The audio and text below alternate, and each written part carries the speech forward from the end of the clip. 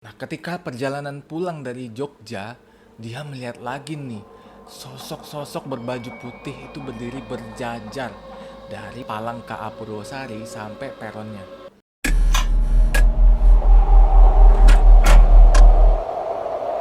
Yo, what's up everybody? Welcome back to our channel Semi ST bersama saya hostnya Glenn dan Thompson. siap menghibur Anda sampai merinding di dinding.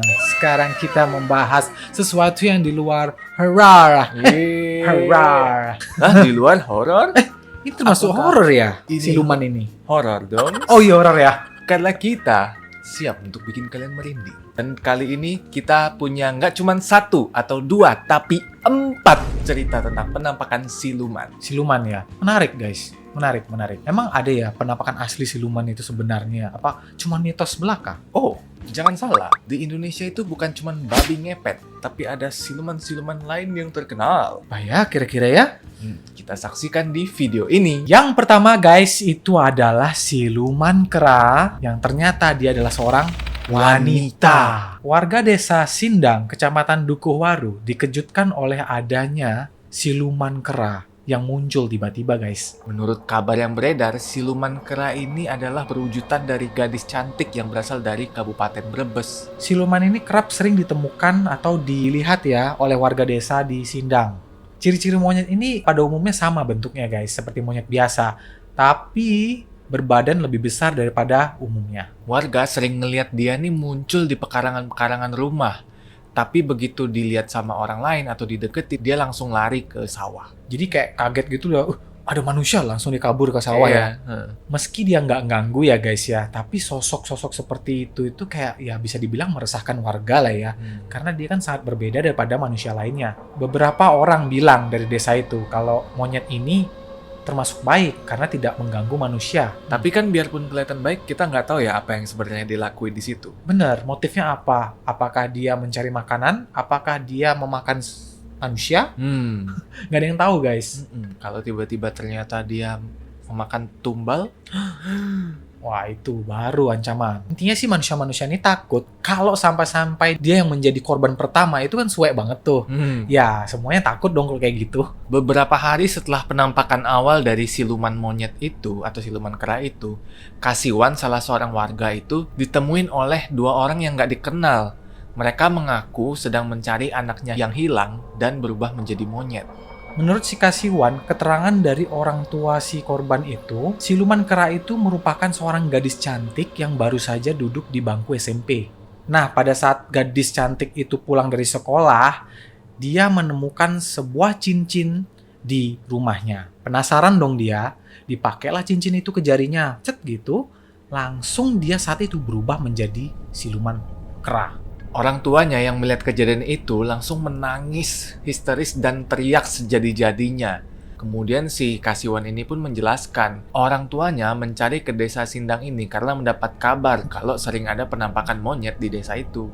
Kemudian orang tua dari gadis itu meminta Pak Kasiwan ini untuk memberitahu warga yang jika menemukan siluman kera itu ya, untuk tidak menyakiti ataupun menembak kera itu. Karena kemungkinan itu adalah anak wanita dari orang tua itu. Mereka juga berpesan lebih baik untuk dipegang monyetnya dan diambil cincin dari tangan kirinya itu. Dan orang yang berhasil bakal dapat sepeda motor baru. Wah, Wah, udah jadi sayembara nih. kayak giveaway aja nih katanya.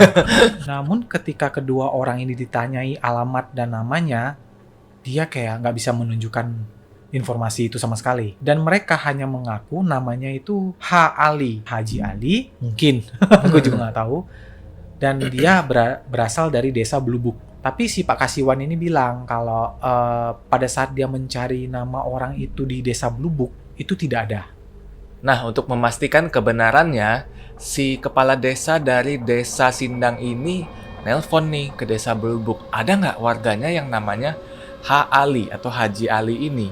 Dan ternyata dikonfirmasi ada, tapi udah meninggal dunia lama.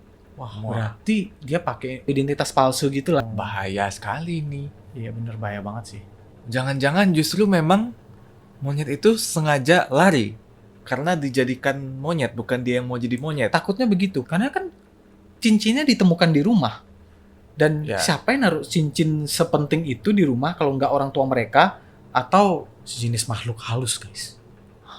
Tapi ini masih menjadi misteri guys, cerita yang sebenarnya kayak gimana. Mhm. Cuman yang jelas kita tahu kalau penampakan itu benar terjadi ya. Benar. Dan warga sekitar sendiri yang ngelihat. Yes, betul.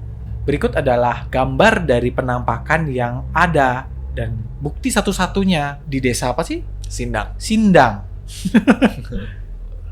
Nah, itu guys, gimana menurut kalian? Itu palsu atau bukan? Itu kalian yang menilai sendiri. Ini kita langsung aja ke siluman kedua, guys. Cerita kali ini terdapat atau terletak di pulau yang tidak asing lagi, yaitu Pulau Dewata, Bali. Dan lebih tepatnya, ini adalah penampakan atau cerita yang menunjukkan bahwa siluman macan, ya, siluman macan yang tampak di Bali bagian barat di Karangasem, guys. Jadi ada misteri yang tersimpan atau menjadi legenda di bukit yang berada 500 meter di atas permukaan laut ini, yaitu penari-penari yang sering hilang di kawasan lereng Bukit Abah ini. Seorang juru mangku di Karangasem ini menceritakan tentang hilangnya penari-penari itu. Kisah itu bermula pada saat Pura Puse melakukan puja wali untuk pertama kalinya pada belasan abad yang lalu. Serangkaian acara telah dilakukan sampai akhirnya tarian-tarian pemuput acara dimulai, yakni tarian Rejang Renteng. Ketika tari Rejang Renteng berlangsung, penari yang paling belakang itu selalu aja hilang. Dan kejadiannya itu udah sampai 3 kali. Nah, karena setiap puja wali selalu ada aja penari yang hilang, maka pengempon di daerah situ memutuskan untuk menggunakan atau mengikatkan sebungkus dedak pada penari paling belakang. Supaya kalau misalkan penarinya tiba-tiba hilang, bisa kelihatan tuh jejaknya atau dicari dari jejaknya.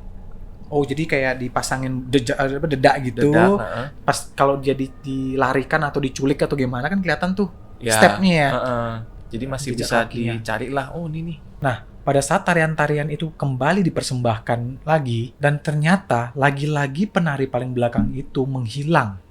Tapi kali ini sudah digantungi sebungkus dedak ya.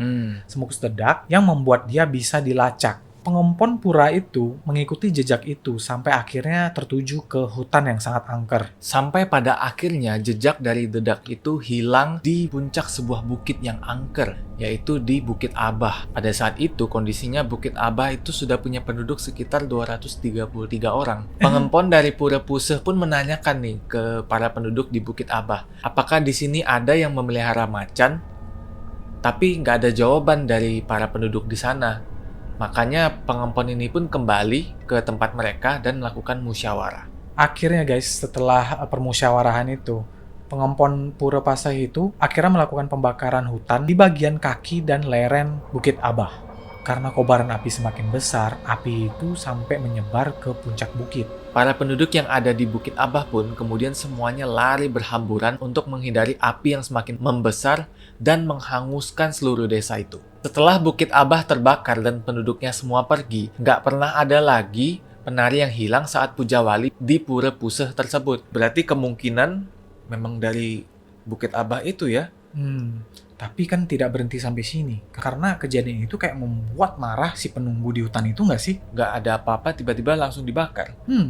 Kayak lu menyelesaikan sesuatu tapi dengan membakar semuanya gitu kan nggak logis gitu kan. Iya. Misalnya kayak ya di suatu kelompok ada orang yang memiliki virus gitu kan.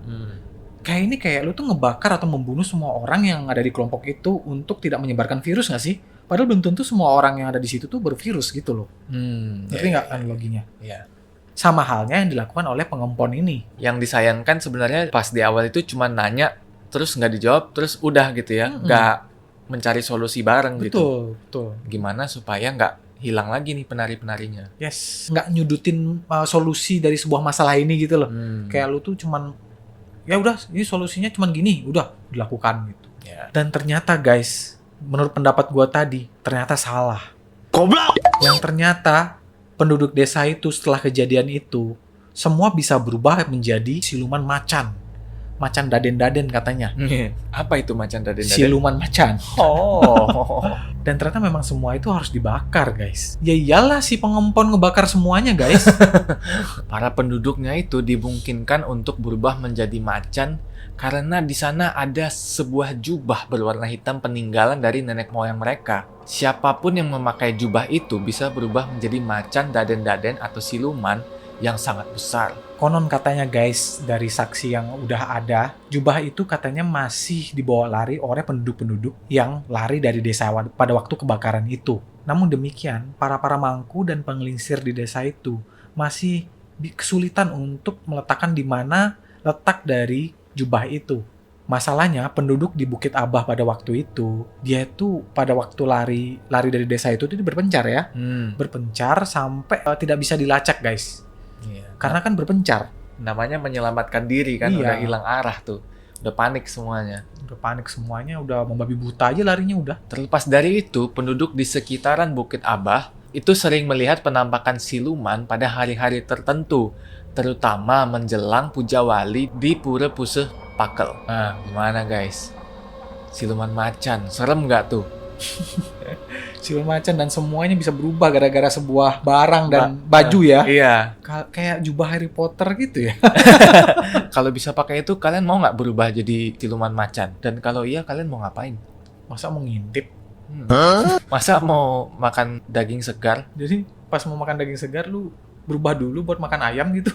Biar bisa menikmati daging segar dan gak dikatain netizen. Oke guys, lanjut ke cerita ketiga. Kisah ini terjadi di Cirebon, tepatnya di Sungai Kirian.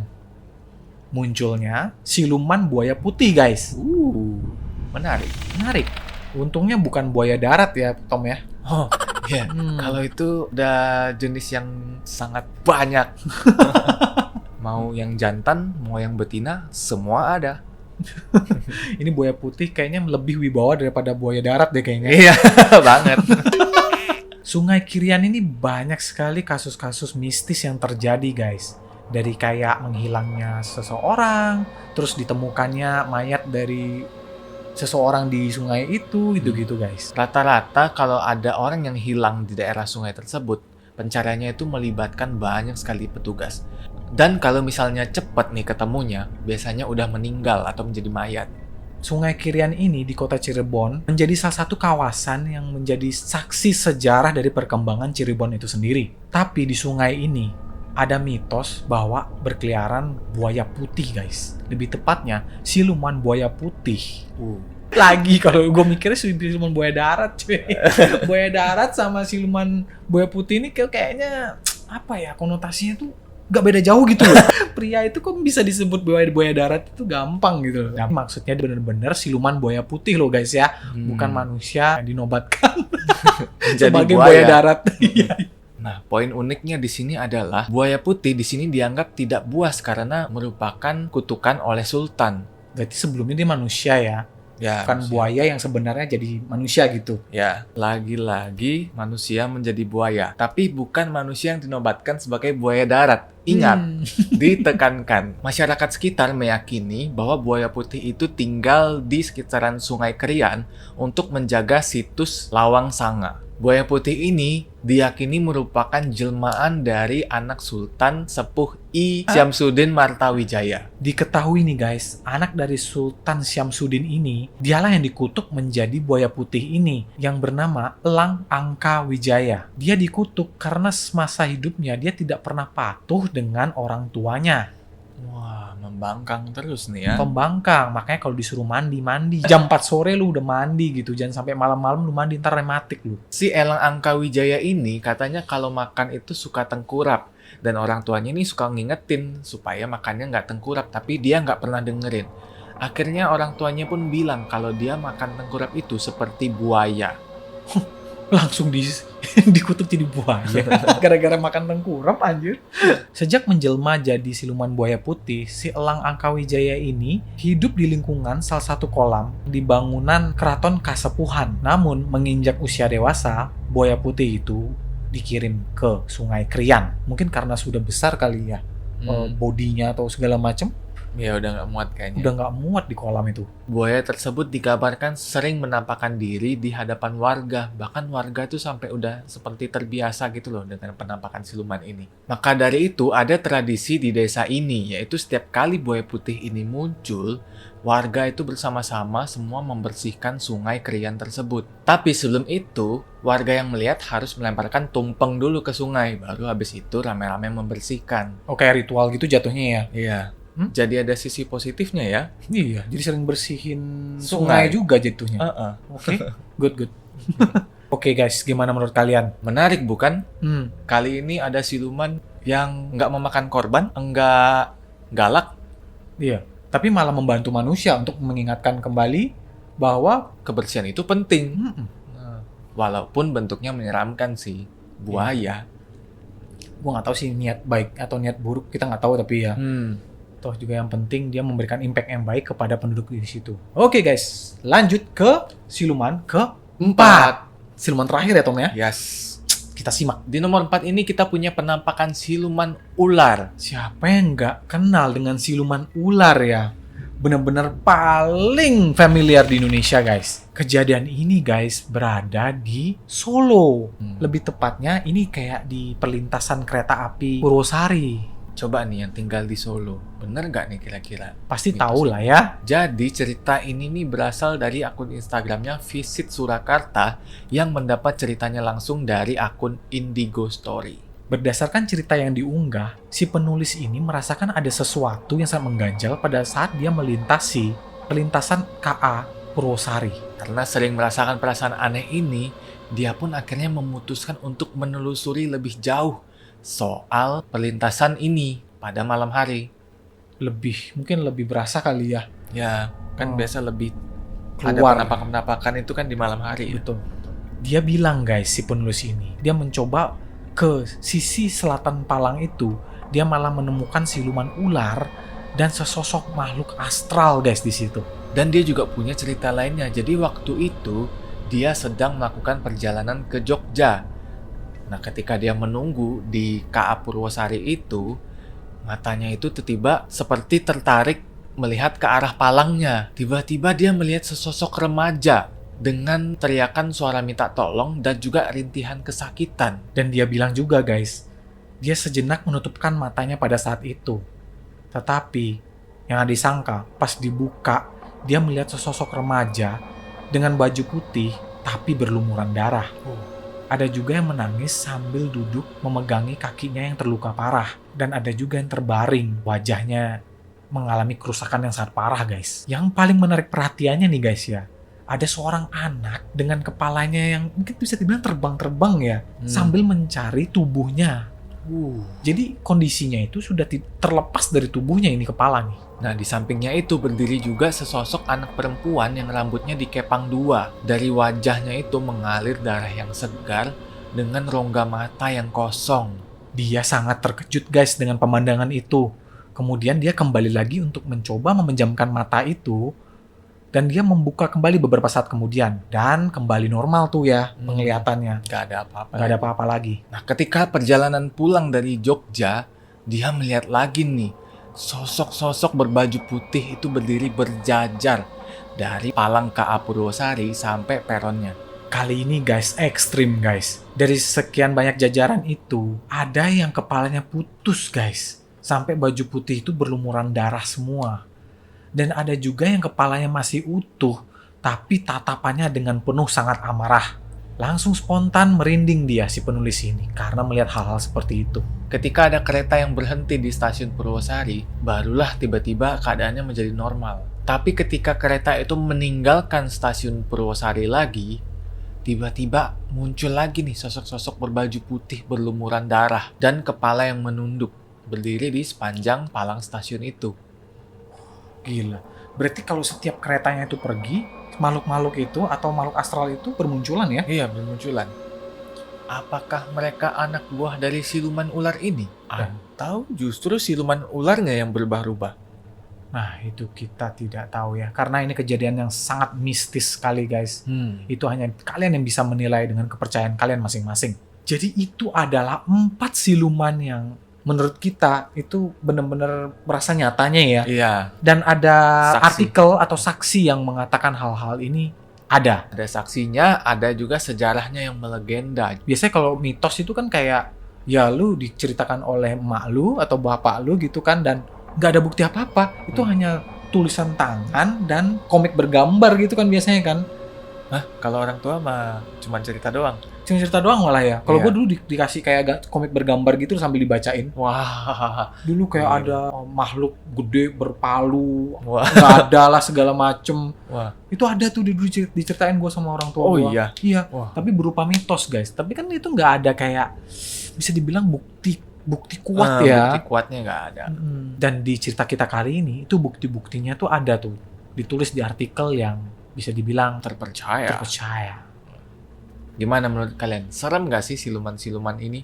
Kalau misalkan kalian ngelihat langsung, apa yang bakal kalian lakuin? Coba kasih tahu kita di kolom komentar ya. Mungkin ada beberapa orang yang ngeliat siluman itu nggak terlalu takut ya. Lebih ada yang takut ngeliat hantu, ada yang lebih takut ngeliat istri. Pak. salah. Ya beda-beda lah guys. Yang penting tawarkan dia secangkir teh atau secangkir kopi biar kalian lebih maknyus berkomunikasi. Oh, semacam silaturahmi dengan dunia astral ya. Iya. Itu kepercayaan masing-masing loh guys. Oke guys, sampai di sini dulu ceritanya. Aduh. Wih, siluman serangga guys. Wah, Wih, parah banget. kayaknya kita nggak boleh nih cerita gini-gini nih. Bahaya nih. Langsung diganggu gua. Jangan lupa di subscribe, like, juga share video ini. Biar kita makin bersemangat berkonten seperti ini. Segitu dulu aja, kita ketemu lagi di video Selanjutnya, bye-bye guys. We gonna mow them down.